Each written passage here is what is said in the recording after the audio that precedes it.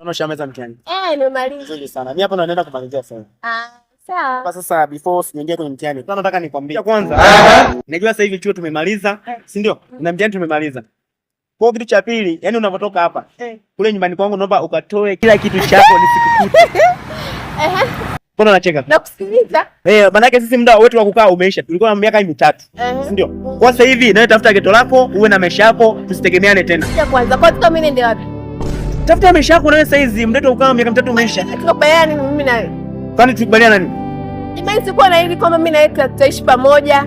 Sasa zile kwa wangu milele au imekuwaje tena? Sasa vile sikatae. Sasa zile hadi zilikuwa za miaka 3 na zile hadi zimeisha sasa hivi miaka 3. Unataka kuniambia sasa? Sasa nikwambie nini? Na nyinyi tukiwaambia ukweli maana yake mnatukataa, nyinyi hamtupalii. Kwa hiyo tukisema uongo ndio tufunge. Kwa hiyo ni kwamba umenipokea first year, second year, third year. Leo hii unakuja kunikataa kisa umemaliza chuo kweli? Si wote tumemaliza sasa. Kuna kitu haya tunaenda kufanya nini mtaani sasa?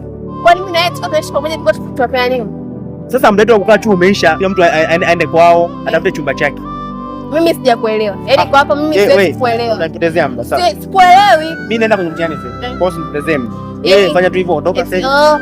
Kutoka hapa sijui nikatoe vitu. Mimi sikuelewi. Yaani umeenda kwenye mtihani kanikuta. Angalia hata sehemu ambayo sio hapo. Mimi bora nionekane king'ang'anizi.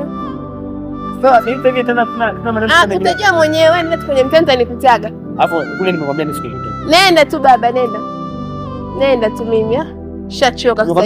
Yaani mtihani unichoshe, na uje unichoshe. Nenda tu. Wala wako usiondoke na wala wako kule nikutete. Utaniua tu mimi. Wewe ni waje tu. Sasa wewe mbona yaani nikinganizi alafu. Mimi ngoja nikafanye mtihani. Wewe nenda bwana, best wishes bwana. Yaani mimi nikae first year, second year, third year.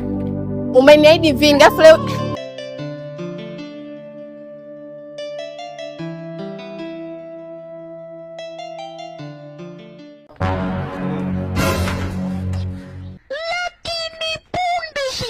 karibu baby.